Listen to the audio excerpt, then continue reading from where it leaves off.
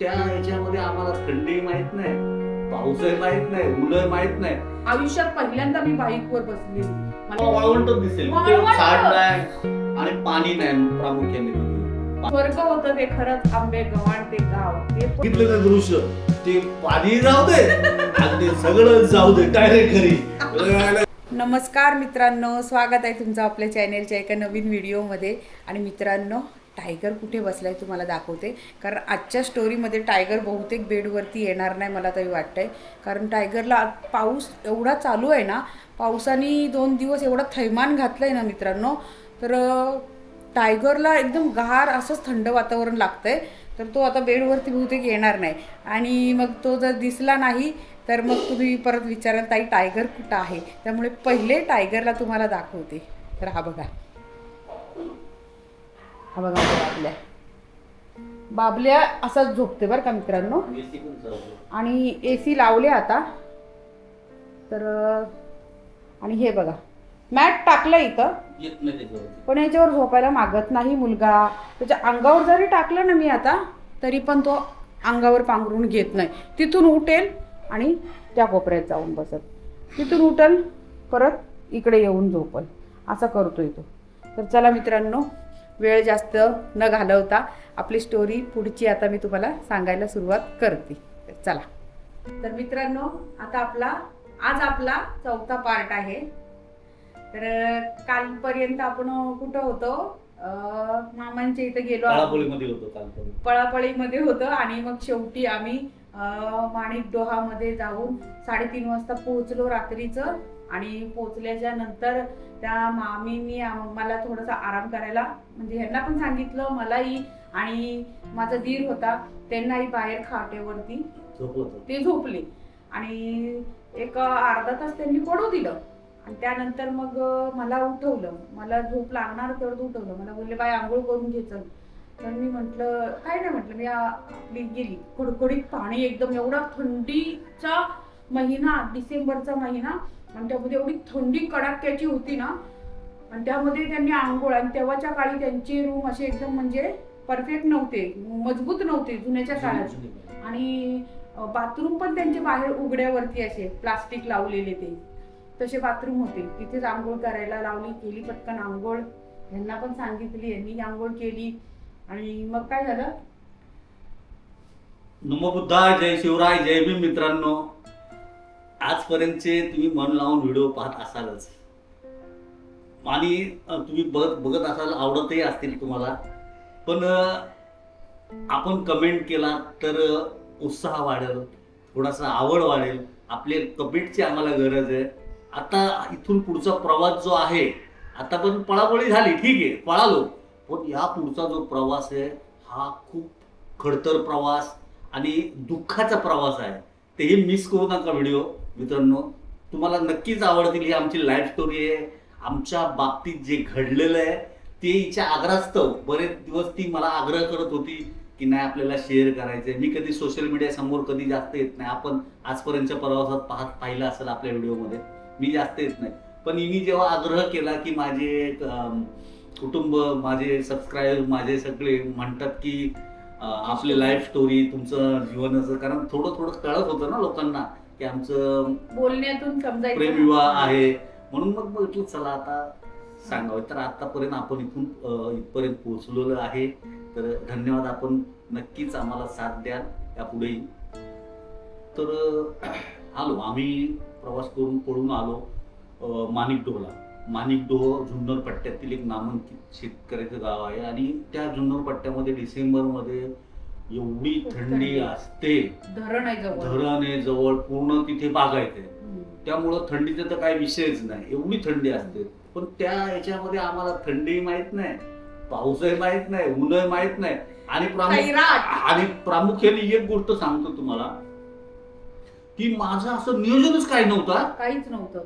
ते जायचं, याच्या पुढचं काय होईल, याच्या पुढचं कसं होईल, हे काहीच माझ्या डोक्यात नसायचं. मला ही भेटली, विषय संपला. ही भेटली, तिथून मग मला मार्ग सुचत. आणि जसं माझा माइंड कालचक्र चालत गेलं ना, तसं मग मला एक स्टेप पुढे जाता आलं. आता ठीक आहे, आतापर्यंत आलो माणिकडोहला, आंघोळी केली, दोघांनी केली. आणि मग पुढचं आम्हाला त्यांनी थोडा वेळ आराम करा, तुम्ही दिवसभर दमला असा प्रवास होतो. आम्ही थोडा वेळ पडलो. मी भाऊ कुठे झोपला होता त्याचं त्यालाच माहित नाही. सकाळी तो उठून बघतो तर आम्ही दोघं गायब होतो. त्यालाच माहित नाही कुठे गेले काय गेले, म्हणजे तोही झोपलेला होता. तर आम्ही अंधार पडायच्या आतच त्या मामांचा आणि मामीचा काय डिस्कस झाला, कारण ते माणिकडो गाव होतं, तिथे आमचे नातेवाईक लोक भरपूर होती. म्हणून त्यांनी काय केलं, मामांनी मामींनी दोघांनी संगनमत केलं आणि काय विषय केला. आणि त्यांनी काय केलं, आम्हाला रात्रीच तिथूनच अंधाराच्या आतच 5:30-5:05च्या पुढे रवानगी केली. बाईकवर मामांची बाईक होती आणि आयुष्यात पहिल्यांदा मी बाईकवर बसलेली. मला बसता सुद्धा नीट येत नव्हतं तेव्हा. आणि एवढं थंडीमध्ये यांनी मला मध्ये बसवलं. मामा पुढे चालवत होते गाडी, मी मागे बसलेले. एवढ्या ह्याच्यात पण आम्ही अशी कुडकुड थंडी वाजत होती. दात असे असे दातावर दात आपटत होते. स्वेटर नाही, वारा. आणि ते एवढं लांब आहे ना ते गाव. कुठं? कळमगाव, ब्राह्मणवाडा, कोतुळ. कळमगाव म्हणून आहे तिथे. आहेत आपले जुन्नरचे पण सबस्क्रायबर आहेत, ओतूरचे आहेत, त्यांना ओतूर मधूनच ब्राह्मणवाड्याला रस्ता जातोय, लागाचा घाट लागतो. त्यानंतर मग ब्राह्मणवाडा, कोतुळ आणि तिथे कळम म्हणून गाव आहे. कळम तिथे खूप लांब आहे ते. प्रवास एवढा थंडगार, अंगावरती ओढणी होती पण एकदम पातळ. मला काय माहिती कुठे किती लांब जाणार आहेत ते. 2-2.5 तास तरी गेले असतील ना तिथं, गेले जास्त. थांबायचो पण आम्ही, आमचे हात पण असे बोट पूर्ण वाकडे, बाईकवर पाय माझे पूर्ण असे वाकडे सकाळी थंडीतून. आणि मग गेलो त्या कळम मध्ये. त्या कळमला कोण होतं, ती मामी होती ना, तिचं माहेर होतं ते. तिचा भाऊजाई तिथं राहत होते. आणि गेलो तिथं. तर त्या बाबांनी सांगितलं, मामा म्हणजे आमचे एकदम मस्त, एकदम पोलीस असे ते इरिगेशन खात्यात होते पण दिसायला एकदम पोलीस पोलिसांसारखे दिसायचे. पोलीस नव्हते, पोलिसांसारखे दिसायचे. कामाला पाणी इरिगेशन खात्यामध्ये होते, पाटबंधारे मध्ये. आणि हट्टे कट्टे मामा, त्यांना जागा नव्हती त्या गाडीवर बसायला पुरत. आणि आम्ही त्याच्यात कोंबून कसं त्या बाईकवर बसलो, गेलो, पोहोचलो. मामांनी गेल्या सांगितलं, 1-2 मुलं माझी आहेत, त्यांच्याकडे लक्ष ठेवायचं, यांना काहीच कमी पडू द्यायचं नाही. आणि त्यांचं घर एवढं म्हणजे गरीब होते ना ती लोक, म्हणजे त्यांची हातावरती रोजगार होता त्यांच्या मामीच्या भावाचं आणि भाऊजाईचं. आणि त्यांना एक छोटंसं बाळ होतं, हे 7-8 महिन्याचं बाळ असेल त्यांच्याकडे. तिथे गेलो, सकाळी 8:30-9च्या दरम्यान पोहोचलो आम्ही तिथं. पोहोचल्याच्या नंतर मग मामीनी त्या लोकांनी आम्हाला नाश्ता वगैरे सगळं केलं. झालं. म्हणलं दिवसभर काय, तर म्हणलं कपडे धुवूया. आता ड्रेस वगैरे घाण झालेले, 2 आलेल्याचे ते 2-3 होते माझे ड्रेस. म्हणलं धुवायला. तर मामींना म्हणलं, मामीची ती भाऊजी होती ती, त्यांना सांगितलं की मला असं द्या का पाणी. हे मला काय माहिती, या गावात पाणीच नाहीये. ती बिचारी आणते किती लांबून आणि देते मला. आम्ही 3-4 बाजल्या उपसल्या. आता मुंबईमध्ये राहिले म्हणतं पाण्याचा वापर जास्त, सवय मला. आणि नंतर बघते तर तिने एवढं लांबून ती बिचारी डोक्यावर आणत होती, पण ती मला एका शब्दाने बोलली नाही की एवढं लांबून आणायला लागते पाणी, तू कमी पाणी उपस. नंतर मलाच कसं तरी वाटलं, मग कसं बसं त्या पाण्यामध्ये आपले कपडे धुतले. दिवसभर आम्ही गेलो तिकडं. पूर्ण माळ रान होतं पूर्ण. तो जो भाग आहे ना, पूर्ण पठार भाग आहे. पठार, तिथे बागायत नाही, आता होती की नाही माहित नाही, पण जेव्हा गेलो होतो ना, नुसते डोंगर. आणि ते घर एकांमध्ये होतं, एकटं घर होतं. आणि पूर्ण जिथे बघायला तुम्हाला वाळवंटच दिसेल. तिथे झाड नाही आणि पाणी नाही. प्रामुख्याने तिथे पाण्याची व्यवस्था नाही आणि झाडी नाही. आणि त्यांचं जे हातावरती पूर्ण उदरनिर्वाह, संपूर्ण रोटी रोजगार मोलमजुरी करून त्यांचा उदरनिर्वाह होत होता. आता आम्हाला कल्पना, आम्हाला कुठं जायचं नक्की, आता कुठे घेऊन जातो. आणि तिथून गेलो आम्ही, जरा दुपारचं फिरलो तिथे, एकदम शेवटपर्यंत गेलो. असं खाली बघते खूप दरी होती, मला आठवते आज पण. आणि सगळं हिरवं सगळं झालेलं, पण झाड नाही मात्र काहीच. आणि त्यामध्ये बघितलं सगळं. मला एकदम पहिले कसं तरी झालं, म्हटलं तिथे कसं राहायचं असं. पण नंतर म्हणलं नाही, हे आहे सोबतीला, बस झालं. मला कुठेही न्या, मी आता व्यवस्थित राहणार बस. आणि मग झालं. दिवस काढला कसा तरी. रात्र पण तिथंच काढली, त्यांच्यामध्येच आम्ही एकच रात्र काढली. ते एवढंसं घर होतं, त्यातच आम्ही सगळे एकत्रित झोपलो तिथंच.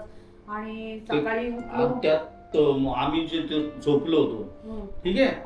आणि आता गावाला कोंबड्या पाळतात, कोंबड्याचा खुरडा होता.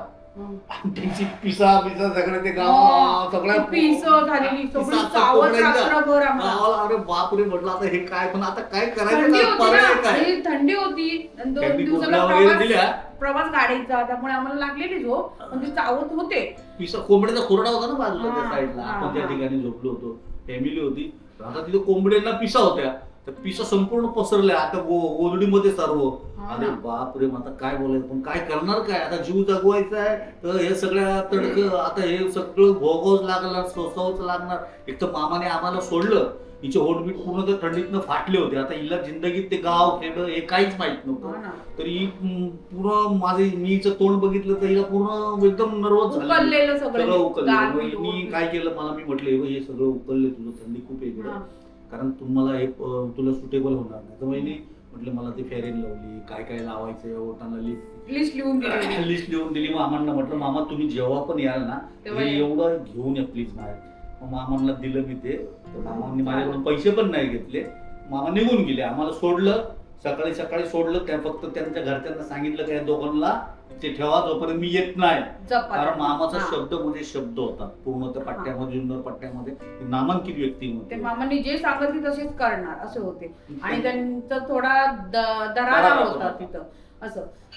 तर कसं ते झालं. दुसऱ्या दिवशी उठलो बघतो तर मामा सकाळी 8लाच परत दरवाजात, चला उठा सगळे. आम्हाला म्हटले चल ते पिशवी भर पडतं. म्हणलं आता कुठं जायचं होतं, म्हणतात नाही तू चल चल.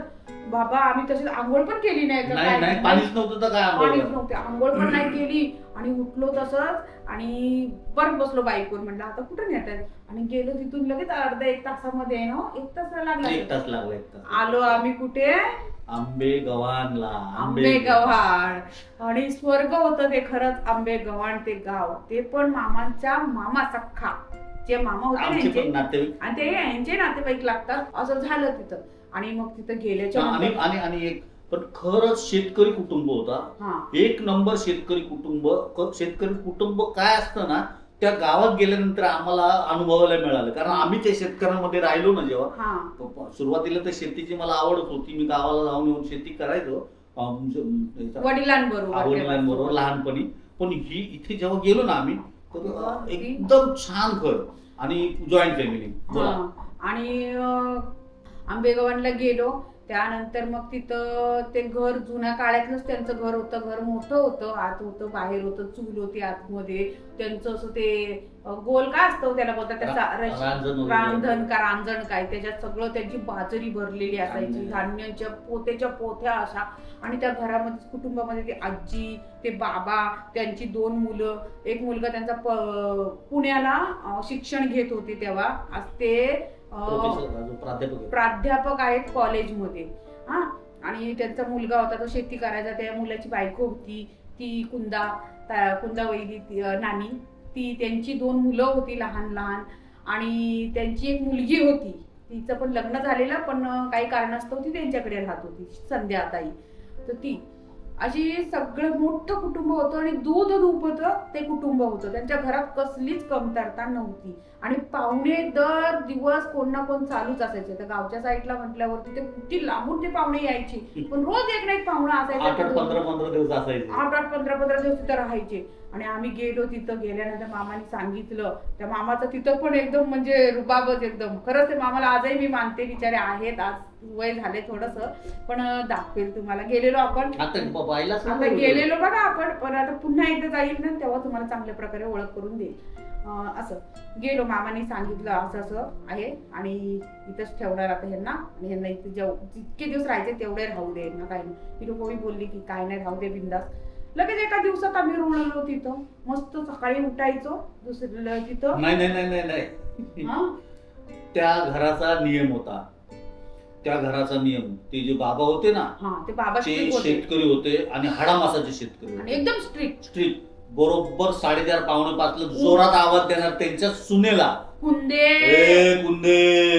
चल उठ, बम पेटव बाहेर. बम बम बम पाण्याचा बम आता गावच्या लोकांना माहित असेल. आणि ते बंब असायचा पितळ तांब्याच्या बंब मध्ये लोकांचा आंघोळ होती नळ असायचा, खालून आग दिली की ते बंब पूर्ण गरम व्हायचं, त्यातलं पाणी गरम व्हायचं, नळाने पाणी काढायचं. ते 4:30ला बरोबर उठायची त्यांची सून, आणि ती उठली की ते बंब पेटून की पाणी चालू की तेव्हापासून सगळ्यांच्या आंघोळ्या मला बरोबर 5 ते 5:30 नाही 5लाच उठवलं.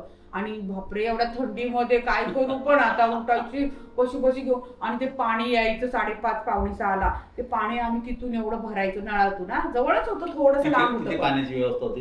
हा, तर तिथून आम्ही पाणी भरायचं. माणसांना कोण पाणी भरू तिथं द्यायचे नाही. बायकांची कामं बायकांनीच करायची. त्या बाबाची अशी सवय, सकाळी उठणं, ते पाणी भरल्याच्या नंतर मी कधी आयुष्यात घरात एवढी कामं नव्हती केलेली. चपात्या करायच्या, चपात्या एवढं पीठ मळायचं, रोजचं 1.5-2 किलोचं पीठ मळायचं.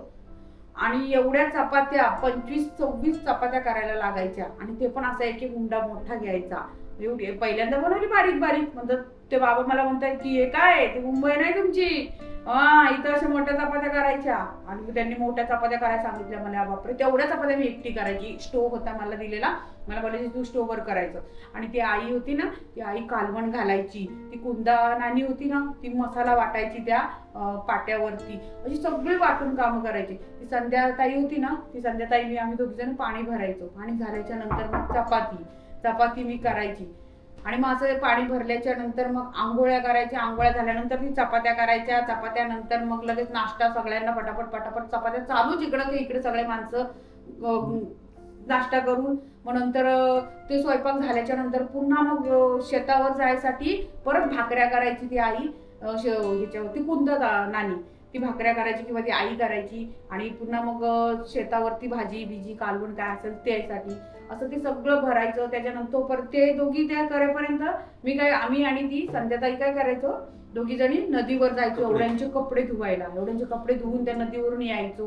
ते झाल्या त्यानंतर तुम्हाला सांगते 10-10:30 वाजायचे. 10:30 वाजले की मग ते परत ते पाटी सगळं जेवण बिवण भाकऱ्या घेऊन आम्ही डोक्यावरती ती आई आम्ही जायचो शेतात. की दिवसभर शेतात की 5:30ला शेतातून यायचं. कसं आहे, ते कुटुंब असं होतं ना, शेतकरी कुटुंब होतं बरोबर. त्यांची ठरलेली वेळ असायची, ह्या वेळेला हे सर्व काम झालंच पाहिजे. आणि आम्ही जसं गेलो ना, तर त्यांनी आम्हाला असं नाही कळू दिलं की हे कोण परके आहेत, म्हणजे हा माझा मुलगाच. आणि कसं होतं, मला नावाने, माझ्या वडिलांना नावाने तिथे संपूर्ण आमच्या फॅमिलीला नातेवाईक थोडे लांबचे होते पण ओळखायचे. पण असं नाही का पहिल्या सुरुवातीच्या दिवशी गेलो ना, त्यांनी असं कळू हेच होऊ दिलं नाही की हा कोण वेगळा आहे की काय. पटकन मिळून मिसळून गेलो त्यांच्यात. आम्ही तसं एकदम जोमाने काम करत होतो त्यांच्यामध्ये, असं नाही. आणि दिवसभर पण आम्ही शेतावर गेलो होतो. पण सांगतो शेतावर काय काम करायचो. एक उडवं होतं. उडवं कशाला म्हणतात, जे आपल्या भुईमुगाचे शेंगा म्हणजे शेंगदाणे आहेत ना, शेंगदाणे एवढं मोठं होतं ते, ऐका ना, शेंगदाणे असतात ना त्याचे शेंगा, त्याला भुईमुगाच्या शेंगा बोलतात. त्या शेंगा ना जमिनीतून काढलेले ते असे सुकवायला ते ठेवून असं ते आपल्या गावाला बघा आता कोकणात कशी भाताची मळणी घालतात, भात असं एकावर एक तशी ते मळणी घातलेली त्यांची, त्याला उडवं बोलतात. आम्ही त्या उडव्या खाली बसायचो सर्वजण असे लाईनशीर गोल बसायचो सर्व. 2 उडवे होते आम्हाला, ह्या उडव्या खाली बसवलेलं, ते लोक तिकडे बसवायचे. एवढं उडवं तुम्ही कम्प्लीट करायचं एका दिवसात, नाही बरं का, जेवढं होईल तेवढं शक्य. आणि शेंगा असे घ्यायचं, त्या खालच्या शेंगा ज्या असतात ना खाली त्या तोडायच्या. सुकलेले होते ना, तुटायचे पटकन, काय नाही तर जोर देऊन तोडायचे, हात दुखायचे, बोट. तेवढे आम्ही ते तोडून तो उडवं पूर्ण संपवलेलं 3-4 दिवसामध्ये ना. नाही त्याला वेळ गेला मग है ना. तो उडवं केवढं होतं, 2 उडी होती त्यांची, वावरं किती होती, एवढी मोठी जमीन होती ना त्यांची. मग शेंगा मला वाटतं विहीर होती, त्या शेंगांची जवळ 20-25-30 पोती झाली असतील माझा अंदाज आहे. म्हणजे विचार करा ते उडवं किती मोठं असेल. आता फक्त आपण शेंगाच काढतोय पण त्याचा पाला पाचोळा किती वेस्टेज असेल. आणि त्याच्यावर खाली बसून तेवढं आम्ही हे करायचो. आम्ही भरपूर असायचो सगळे ना, घरातले सगळे सांगते ना. आम्ही दोघं, ती दोघं 4, ती दोघं 6, त्यांची लहान मुलं पण सगळी शेतावर होते. आणि ते तुम्हाला सांगते त्यांना ना काही विकत आणायची गरज नव्हती. फक्त तेल आणि खोबरं एवढ्याच गोष्टी ते विकत आणायचे. आणि कधी मटण मच्छी लागली तर ते बाहेर गुरुवारचा बाजार असतो ओतूरला बाजाराला जायचे. मला हे काहीही माहित नव्हतं. मी फक्त आतापर्यंत ना माझ्या कोकणातलंच गाव बघितलेलं होतं. मला जसं वाटायचं की हे जसं कोकणात आहे ना तर तसंच इतर ठिकाणी पण हे अशीच गावं असतील, इतर ठिकाणी हे असंच सगळं पीक घेत असतील. पण कधी आयुष्यात बघितलंच नाही. वय कमी, कधी बाहेर येणं जाणं माहित नाही, कुठे येणं जाणं नाही, त्यामुळे या गोष्टी काही माहितीच नव्हत्या. तिथे गेल्याच्या नंतर हे सगळं असं बघायला मिळालं मला ना, अनुभवायला मिळालं, असं झालं. आणि त्यानंतर मग ते दिवसभर ते करायचं. दुपार नाही झाली 1:30 वाजता जेवायला. हा, दुपारचं 1:30 वाजता जेवण सकाळीच घेऊन जायचा. आपलं जेवण जेवढं लोकांना शेतावरती जायचंय म्हटल्यानंतर ते सकाळी संपूर्ण जेवण पाठीमध्ये बांधून भाकऱ्या, पाणी, आणि पाण्याला कसं त्यांचं बँड असायचा. मग ते माठ ते सगळं डोक्यावरती घ्यायचं. खुरप कोण घेणार, कोण काय लागेल ते घेणार, म्हणजे हे काम करता खुरपायला पण मी गेलेली. मला खुरपायला म्हणजे जे काम लागेल. आता शेंगा तोडायच्या होत्या म्हणून तो त्यांचा हे नव्हता. शेंगा तोडायला 4-5 पाट्या प्रत्येकाकडे, किती कोण तोडते पाटीमध्ये, तेवढं मग गोणी भरायचे, ते गोणीत भरायचं. मग ते म्हातारा टाचणार गोण्या, असा सगळा प्रकार असायचा. म्हणून जेवण जाताना ना सकाळी शेताला 10 वाजता निघायचंय ना, आपल्या न्याहारीचं जेवण 12 वाजताच, 11, 11:30, 12चं जेवण संपूर्ण एकत्रितच जेवण जायचं. परत घरी येण्याचा प्रश्नच नाही संध्याकाळशिवाय. अशी गावाला पद्धत आहे. आणि मग दिवसभरात जे काही शेती बितीचं जे काही म्हणजे काम केलेलं असायचं ना, एकदा बटाट्याचं रोप लावायचे होते. ते बटाटे त्यांनी रोप पण घरामध्ये सगळे इकडे इथून ये सोन्या. झाली झोप झाली. ये तिकडून, जा तिकडून, ये लवकर. झोपला होता ना. बटाट्याची रोप पण तुम्हाला सांगते, आम्हाला कसं लावायचं ते माती असं हे करून बरोबर एक कसं टाकत जायचं ते सगळं त्यांनी शिकवलं. आणि संध्याकाळ झाली ना, 4-4:30 वाजले ना की मग ती आई होती ना, ती आम्हाला सांगायची, ती संध्याताईला आणि मला, की दोघींना की जावा भाजी घेऊन या. मग त्यांनी त्यांच्या काही वावरांमध्ये वाफे असतात, त्या वाफ्यांमध्ये ना भाजी लावलेली, मेथीची भाजी. तर मेथीची भाजी पण अशी पूर्ण ओढायची नाही, उपटून काढायची नाही. वरचे जे असतात ना त्याचे आता आपण कसं साफ करतो तसेच ते हाता बोटांनी काढायची. ती भाजी घरात जेवणासाठी, मेथीची भाजी तर रोजचीच असायची. मला इतकं जेवण आवडायचं ना तिथलं, खूप भारी बनवायची ते. आणि पापडी, तो घेवडा असतो बघा, तो घेवडा म्हणा, वांगी म्हणा, मिरच्या, कोथंबीर सगळं वावरात. संध्याकाळी आलं की टोमॅटो, हा ते सगळी भाजी काढायला आम्हाला पाठवायचे. आज कालवणाला काय करायचंय त्याचा घेऊन येते. असं आम्हाला सगळ्या वावरांमधून मोठी वावरं सगळी लागूनच होती त्यांची एक बाजूला, कुठे लांब जायची गरज नव्हती. आणि मग ते जी शेंगाची पोती असायची ना, मग बैलगाडी होती त्यांची. त्या बैलगाडीमध्ये ते सगळे संध्याकाळचं सगळं लोड करायचं, जेवढं शेतामधून आम्ही काय उत्पन्न काढलेलं आहे ते. आणि मग ते आम्ही मग जाताना त्या बैलगाडीतून कधी जायचो, कधी चालतही जायचं.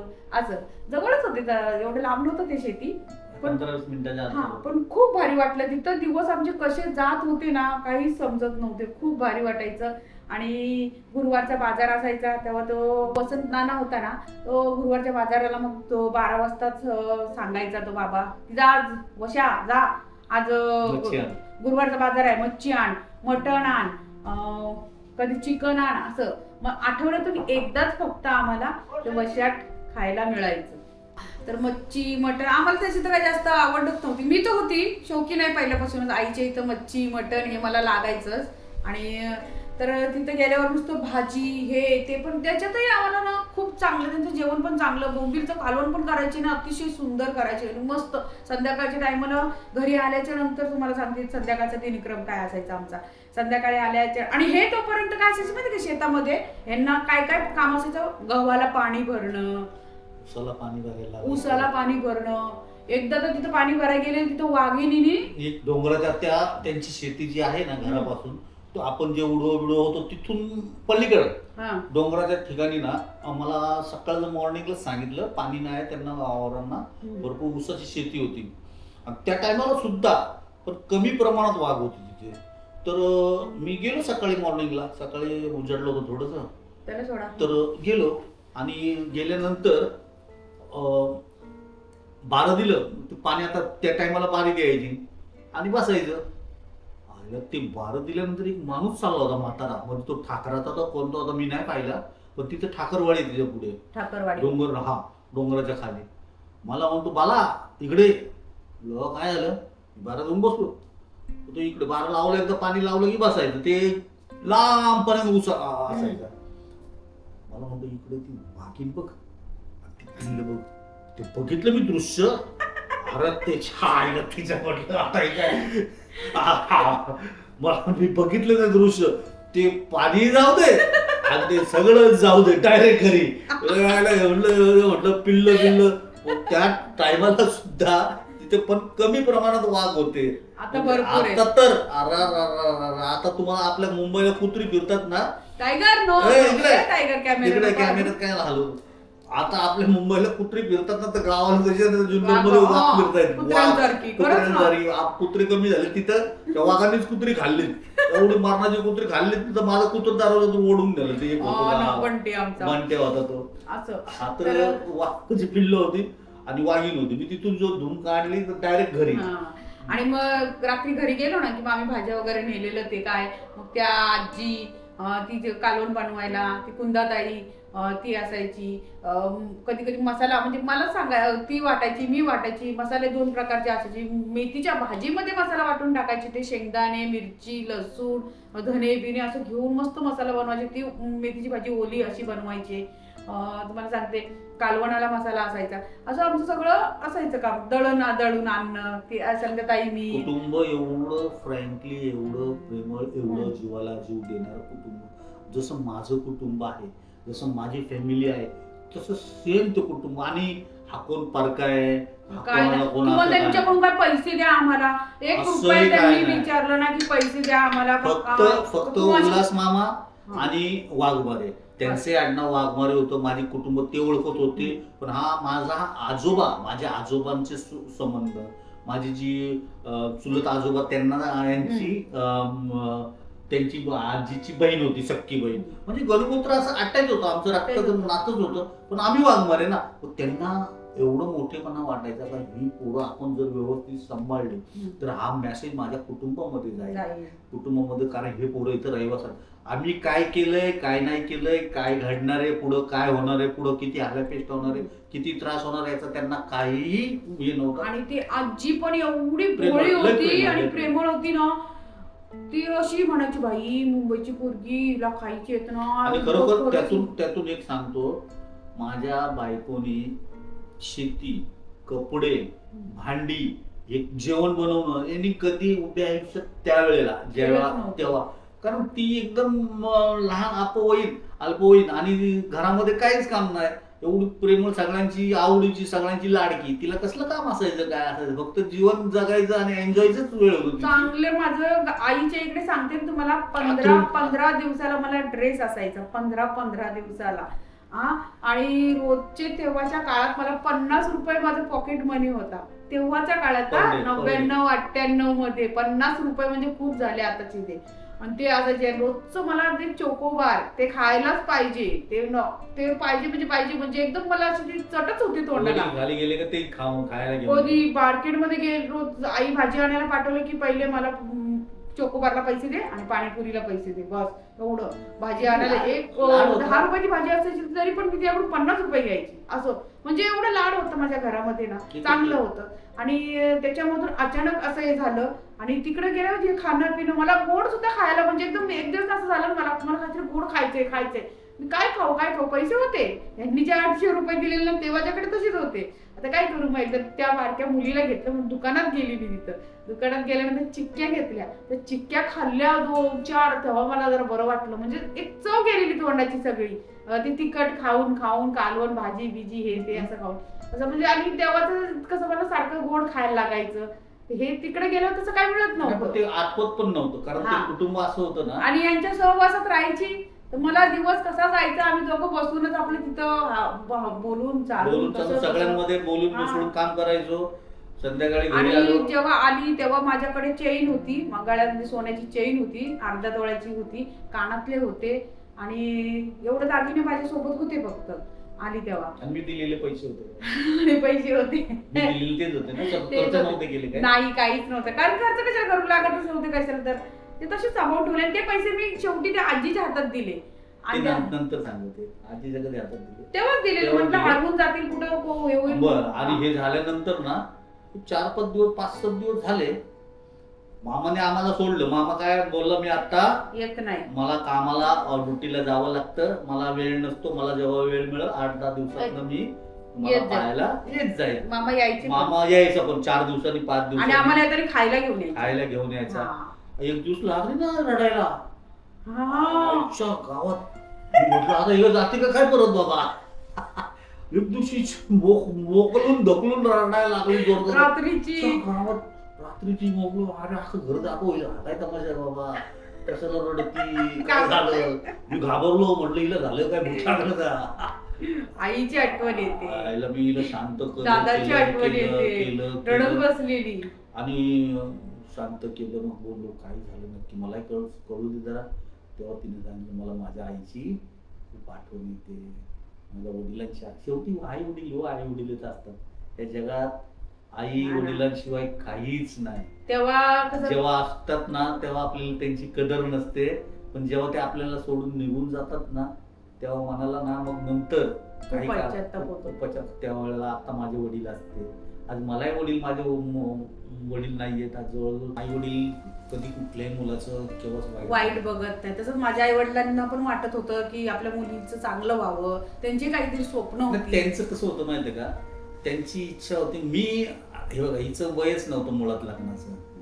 लग्नाचं वय नाही हिचं, अजून आशा आकांक्षा, हिचं नेचर, हिला क्वालिफिकेशन म्हणजे हिला खूप त्यांना पुढे जग पाहिलंच नव्हतं काही मी फक्त. आणि शिक्षण घेणारी होती, होतकरू होती, अभ्यासात हुशार होती. त्यामुळे त्यांना, आणि ते पण तिकडे दुःखीच होते, नाही असं नाही. पण प्यार दुःख, रडणं गागणं हे काही नसतं प्रेमापुढं. खरं मनापासून अंतकरणापासून ज्याचं प्रेम असेल ना ते काही बघत नसतं. तुम्हाला तिथे यम जरी आला ना समोर समजावायला की बाबा हे चुकीचं आहे, तरी तेव्हा तुम्ही ऐकणार नाही. तर हे अशी गोष्ट आहे. आई वडिलांची आठवण आली आणि लागली रडायला. आणि तिला शांत केलं. मग म्हटलं ठीक आहे, अरे तुला पण आई वडील आहेत म्हटलं, मलाही माझ्या आई वडिलांची आठवण येतच असेल ना, भावाची, यांची त्यांची, कसल्या सगळ्या. आता करणार काय पर्याय. पण ती लहान होती, ती लेकरू असतं ना, लेकरू लहान तसं तिने. त्यांनी मला लहान मुली सारखंच सांभाळलं. मला आतापर्यंत आहे ना, सांगते ना, अजूनही कधी कधी ना बाळा बाळा करतात मला, बरं का. जातो ना आता, जाऊ यावेळी नक्की, निश्चित जाऊ. नाही त्यांनी नाही, यांनी तर सांभाळलंच ते आजी बाबांनी, पण यांनी सुद्धा असं म्हणजे बायको सारखं मला हे केलं नाही. मुलीसारखं, लहान मुलीसारखंच मला प्रेम दिलं. तेव्हा पण ते वयस्कर, मग तुम्हाला सांगते, खरं सांगते, ते माझ्यापेक्षा ना 14 वर्षांनी मोठे आहे. 14 वर्षांनी 14 वर्षांनी मोठे आहे ते. 70 मधले आणि मी 84 मधली आहे. म्हणजे बघा इतका डिफरन्स आहे. आणि तेच माझ्या आई वडील म्हणत होते, तू एवढा मोठा आहे, तुझं काय आहे, तो केवढा मोठा आहे, तू केवढीची आहे, असे मला सारखे ते सतत सांगत होते. आणि त्याच्यात त्याचा नेचर त्यांचा चांगला नव्हता, गुंड प्रवृत्तीचे. आणि असं कास्ट माझी, दुसरं कारण म्हणजे कास्टला पण नसतं त्यांनी काय केलं, पण त्यांना काय वाटलं नाही ते झालं असतं केलं कास्टला त्यांनी 100% ते तर करत झालं असतं. पण कसं मी चांगलं जर असतो ना, धंदा पण नव्हता ना त्यांना, काही नोकरी नव्हती. असं त्यांचे वडील सचिवालयामध्ये कामाला होते, सचिवालयामध्ये. पण ह्यांना नोकरी नव्हती, ह्यांना पण लावलेलं, पण यांनी ती सोडून दिली तेव्हा जवानीमध्ये. म्हणजे आमच्या आधी, आमचे जे व्हायच्या आधी त्यांना लावलेलं सुद्धा. त्यांनी ते 4-5 दिवस गेले, साहेबांना मोठी डायरेक्ट खुर्चीच पाहिजे होती. खुर्ची पाहिजे बाबा, आम्ही हे काय काम करू का, मला हे का दिलंय ते दिलंय, आले सोडून. आता आज ते गव्हर्नमेंट जॉबला असते. असं तर असं मित्रांनो, चला आता या पुढील अजून स्टोरी आपली पुढं काय झालं. मग तिथं दिवस कसे जात होते, दिवस चांगले भराभरा गेले एकदम मस्त. रोजच्या रोज पाहुणे असायचे, कुठले पाहुणे. आज त्या पाहुण्यांना मी बघितलं ना की मला आठवतं, अरे हे तिथं तेव्हा होते, आणि तेव्हा मला त्याची नाती गोती कळतात. तेव्हा तिथं यायचे कोण. आणि त्याच्यात त्यांची ती कुंदा नानी, ती एक नंबर कॉमेडी होती बाबा. ती थोडी डोक्याने थोडीशी सायको होती, पण ती एवढी कॉमेडी होती ना, अजूनही तशीच आहे ती बिचारी. पण लय ती काही बोलायची, ते सासऱ्यालाही काही बोलायची, सासूलाही काही बडबडायची. काय मामा तुम्ही काय पण मला करता, असं काय बोलायचे. एवढं हसायचो ना आम्ही बाबा. आणि ते बाबा तिला एवढ्या शिव्या द्यायच्या, उठलीस का आरती तर पडून केस सोडून दिवसभर काम करायची, खूप मेहनत करायची खूप. पण डोक्याने थोडी क्रॅक होती, पण शेतातही तशीच करायची. शेतातही तिथं कसं होतं माहिती का, प्रत्येक व्यक्ती जो होता ना कष्टाळू होता. कष्टाळू. शेतीच्या आम्ही पण बाबतीत कष्टाळू होतो. आम्ही त्यांच्यामध्ये इन्व्हॉल्व झालो ना हम्म. तर आम्ही कुठं कमी पडलो नाही. हा. असं नाही का आम्हाला येत नाही हे येत नाही, आम्ही ते असं येत बोललो नाही, आम्ही आणि करत याच्या राहिलो. पुढे जर तुम्ही पाहत राहाल ना तुम्हाला अजून आवड निर्माण होईल. मी काय काय गोष्टी केल्या नंतर नंतर कुठे कुठे गेलो कुठं काय केलं हे सगळं पाहाल तुम्ही सगळं. हा आता चांगला कालावधी आता आला सुरुवात झाली. याच्यानंतर हा. आता तुम्हाला रिअल स्टोरी चालू झालेली आहे. हा. याच्यानंतरचं आता- दुःख आता सुख मिळालं आम्हाला तिथे खूप सुख मिळालं पण याच्यानंतरचा दुःखाचा प्रवास खूप तुम्ही मोठा जेव्हा आहे. ऐकाल ना तेव्हा तुम्ही म्हणाल बाबा धन्य ते खरोखर धन्य. तुम्ही फक्त पाहत राहा व्हिडिओ. तुमची कमेंट बिंदास करा. कमेंटला काही छान छान कमेंट करा म्हणजे नाही, आम्हाला आतापर्यंत उत्सुकता वाढेल. चांगल्या चांगल्या कमेंट येत आहेत हा, आणि आमची खरंच तुमच्या अशा उत्सुकता कमेंट वाढेल. वाचते मी आणि माझे व्हिडिओ चांगले चाललेले आहेत हे तुम्ही पाहताय म्हणून. तर असे तुम्ही पाहत राहा. आणि आता या पुढील आमच्या त्या गावातील काय काय प्रवास होता अजून पुढे काय झालं त्याच्या काय पुढे पण अजून खूप मोठा किस्सा. किस्सा आहे. तर तो तुम्हाला उद्याच्या व्हिडिओमध्ये सांगतो आम्ही. आणि व्हिडिओ आपले बरेच असे होणार आहेत हे कारण खूप मोठा. खरं काल मला एका दादांनी कमेंट केलेली की खरंच तुमची पिक्चर बनत पिक्चरच्या वेगळी स्टोरी आहे. पिक्चरच्या वेगळी आहे खूप पिक्चर मोठी मध्ये आहे. आणि आणि आणि आता तर संपवतोच व्हिडिओ पण जे आम्ही अनुभवलं आणि जे आम्ही धाडस केले जे काळीजावर दगड ठेवून हे आता शक्य नाही. हल्लीचं प्रेम बघतो होऊच आम्ही. शकत नाही. शक्यच नाही. नाही. तर चला मित्रांनो व्हिडिओ आता संपूया आपण. तर या पुढील स्टोरी आपण उद्याच्या भागात पाहूया. तर व्हिडिओ कसा वाटला तुम्हाला आजचा नक्की कमेंट करा. व्हिडिओ आवडल्यास लाईक करा. जास्तीत जास्त लोकांपर्यंत शेअर करा. नवीन असेल तर माझ्या चॅनलला सबस्क्राईब करा. तर भेटूया उद्याच्या आणखीन एका नवीन व्हिडिओमध्ये. तोपर्यंत गुड नाईट आणि बाय बाय.